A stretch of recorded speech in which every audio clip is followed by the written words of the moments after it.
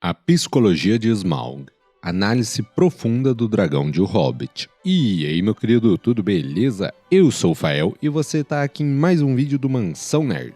E hoje a gente vai fazer um exercício de imaginação que vai mudar um pouco a forma como você enxerga um dos maiores vilões da história de fantasia. Afinal de contas, todos nós conhecemos a jornada de Bilbo Bolseiro em O Hobbit, o nosso pequeno herói improvável, que sai do conforto do seu lar para enfrentar aranhas gigantes, elfos desconfiados e um dragão gigante. Agora, e se eu te disser que o dragão não era um monstro cuspindo fogo que todo mundo acha? E até que ele poderia ser o protagonista da sua própria história, com a sua própria lógica e até justificativas dos seus atos. Pois é isso, no vídeo de hoje a gente vai virar a página e contar a história de O Hobbit tentando entender a criatura mais magnífica e aterrorizante desse conto, Smaug, o Dourado. Eu vou tentar mergulhar na mente do dragão para tentar entender o que move ele e como que, até pela perspectiva dele de quem reina em silêncio, ele se via como um verdadeiro rei e não como um vilão da história. Então, já se prepara porque hoje a gente vai direto para o coração da Montanha Solitária. Só um aviso rapidinho aqui antes, eu vou estar deixando um link da Amazon e da Shopee aqui no primeiro comentário fixado. E assim, são links de afiliado e qualquer produto que você for comprar na Shopee ou na Amazon, seja livro do Senhor dos Anéis, Nárnia, ou até mesmo brinquedo para o seu pet aí, você vai estar me ajudando doando uma porcentagem desse valor para mim. Assim, você não vai pagar nada mais e ainda vai ajudar o canal a continuar trazendo muito vídeo aqui para vocês. Agora, sem enrolação, bora pro vídeo e muito obrigado. Bom, para começar, vamos deixar uma coisa bem clara.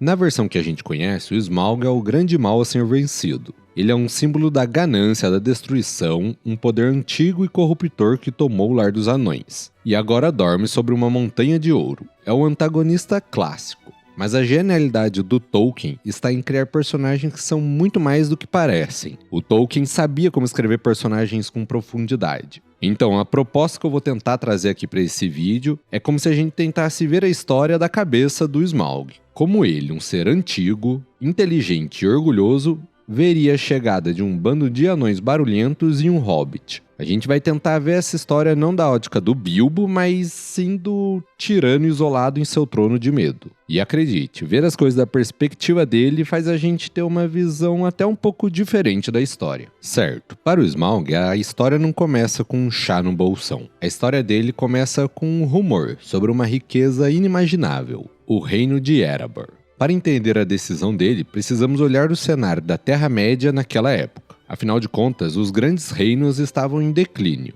O poder dos elfos diminuía e uma sombra ressurgia em Dol Guldur, não muito longe de Erebor. Havia um vácuo no poder do norte, e a natureza, assim como a política, abomina o vácuo. E é nesse cenário que Smaug, um dos últimos dragões de fogo, vê uma oportunidade. Na sua lógica distorcida, talvez ele encarasse os anões não como vítimas, mas como meros acumuladores. Um povo ganancioso e obcecado em cavar e guardar tesouros, mas sem a grandeza para realmente dominar esse tesouro. Afinal de contas, para um dragão, o ouro não é para fazer joias. O ouro é o poder em sua forma mais pura. E aqui entra um conceito fundamental do Tolkien. É o que ele chama de doença do dragão. É o feitiço de cobiça que o ouro, envenenado por um dragão, espalha entre os mortais. Como vemos acontecer com o próprio Thorin mais tarde. A simples presença do Smaug sobre o tesouro criava essa imagem de que a ganância envenenaria a alma de quem se aproximasse. Na mitologia do Tolkien, os dragões são criações ou corrupções provocadas por Morgoth, o primeiro Senhor do Escuro. Eles são instintivamente atraídos pelos tesouros, então o que chamamos de a queda de Erebor, para o Smaug poderia ser visto como uma correção, como se os anões não fossem dignos do ouro e que ele poderia fazer um uso muito mais adequado e correto desse ouro. Com seu impulso destrutivo, ele tinha a própria visão de mundo. Ao atacar Montanha Solitária e a cidade de Vale, que é a cidade do Reino dos Homens famosa pelo seu comércio e pela aliança próspera com os anões, o Smaug não estava apenas destruindo, ele estava estabelecendo seu domínio entre eles. Depois dessa conquista, o Smaug se torna o senhor absoluto de Erebor. E é aqui que a gente precisa entender a percepção de tempo de um ser como ele. O Smaug não era um ser milenar. Mas mesmo tendo seus 2 séculos de vida mais ou menos ali, ele carregava o orgulho e a ambição de eras esquecidas. Esse tempo para ele foi um longo e satisfeito descanso, mas não um descanso passivo onde ele só ficava dormindo. Aqui o Tolkien revoluciona aquele clichê de que o monstro apenas dorme sobre o ouro. A presença do Smaug é ativa, afinal de contas ele cria a desolação de Smaug ao redor da montanha. Uma terra devastada e envenenada pela presença maligna dele. O seu sono é uma forma de domínio opressivo. Se a gente fizer uma leitura mais simbólica, o ouro tornou-se a identidade dele. Cada moeda é uma extensão da sua glória. E essa fusão entre ser e tesouro cria uma forma única de vaidade. Ele não apenas possui o ouro, ele é o ouro. E qualquer ofensa ao seu tesouro é uma ferida direta em sua alma. Mas agora, e a solidão? Para um ser tão vaidoso, a solidão só funciona se o mundo inteiro sabe que ele está ali e teme se aproximar. O medo dos outros é a sua corte. Os sussurros em tavernas distantes são seus arautos. O Smaug não precisa de súditos, pois ele reina sobre a imaginação e o pavor dos povos livres. Seu sono, aparentemente profundo, é na verdade o de um tirano confiante. Porém, mesmo estando em sono, os seus sentidos jamais deixam de vigiar o seu domínio. E é então que o impensável acontece, a chegada de Bilbo Bolseiro. No ponto de vista do Smaug, o Bilbo é uma anomalia. E o que ele faz? Ele conversa. E essa conversa é uma verdadeira partida de xadrez verbal. Para um ser entediado por eras de silêncio, o Bilbo não é apenas um intruso, é um divertimento. Um novo jogo intelectual para quebrar a monotonia de sua soberania sobre a montanha. E só um parênteses aqui rapidinho, mas essa parte do diálogo entre Smaug e o Bilbo é a minha parte favorita do livro inteiro. Agora, voltando, Smaug é pura arrogância, mas também é pura inteligência. Ele tenta de todas as formas enganar o Bilbo. Ele usa sua voz persuasiva, uma característica herdada de seu ancestral, chamado Glaurung, o pai dos dragões. E ele usa isso para tentar fazer o Bilbo revelar quem ele é e quantos companheiros tem. E no meio desse jogo, o Smaug demonstra perceber algo incomum no Hobbit. Ele reconhece a sua astúcia e sua coragem elevada. E embora não diga nada, o Smaug parece enxergar que o Bilbo tem mais do que aparenta ser. Na minha opinião, sendo um paralelo lá com o começo do livro, quando Gandalf diz isso. Mas é então que, frustrado com os enigmas do Bilbo, o Smaug apela para a vaidade, para o orgulho que seria a sua armadilha fatal. E é nesse momento que ele se vangloria de sua invulnerabilidade. E ao se exibir, expõe por um breve momento a falha em seu peito.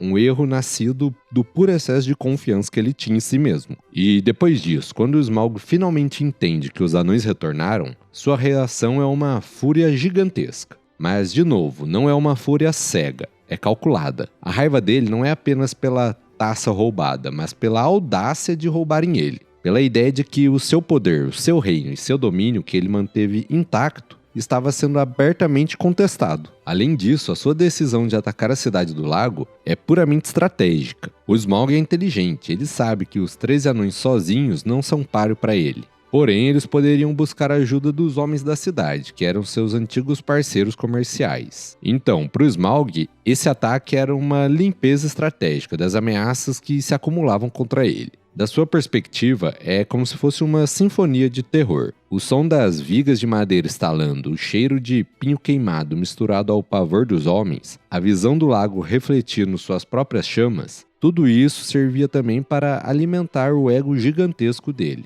O Smaug via isso como uma reafirmação definitiva de seu domínio.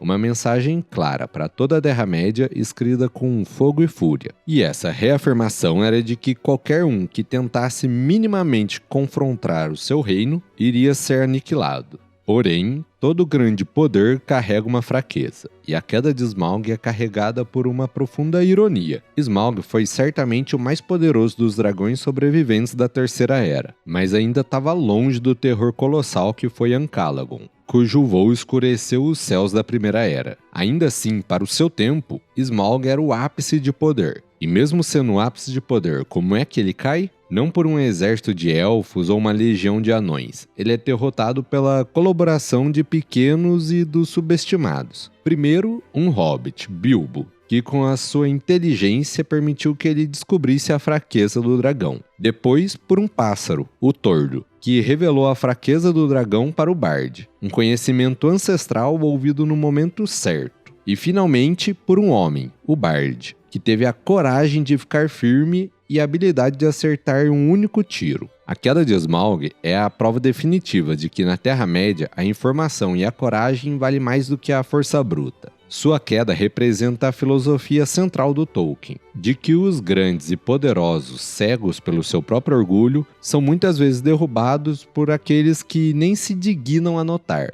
Porém, mesmo após a sua queda, Smaug se tornou uma lenda, uma história de advertência para sempre. Mas e aí, o que você achou dessa imersão na cabeça do Smaug? Esse vídeo ajudou a mudar a percepção que você tinha sobre ele? Agora eu quero saber de você, deixa aí nos comentários a sua opinião. Você acha que a perspectiva de Smaug tem algum sentido? Ou ele é só um vilão clássico e sem desculpa? Agora, me fala também, você gostou desse vídeo, desse estilo? É algo que eu tô tentando experimentar aqui no canal. E se gostou, que outro vilão você quer que eu entre na mente e traga aqui pro canal? Deixa aí nos comentários e não se esquece de curtir, se inscrever e ativar o sininho. E de verdade, se você assistiu até aqui, muito obrigado mesmo, porque vocês não têm ideia de como isso ajuda o canal. E não se esquece, se quiser ajudar ainda mais sem te atrapalhar em nada, os links de afiliado eu vou estar deixando aqui no primeiro comentário fixado. É só você comprar alguma coisa que você já iria comprar mesmo, que você não vai gastar nada mais por isso e ainda vai estar ajudando aqui o canal. Então, mais uma vez, muito obrigado, Deus abençoe, é isso, valeu e fui!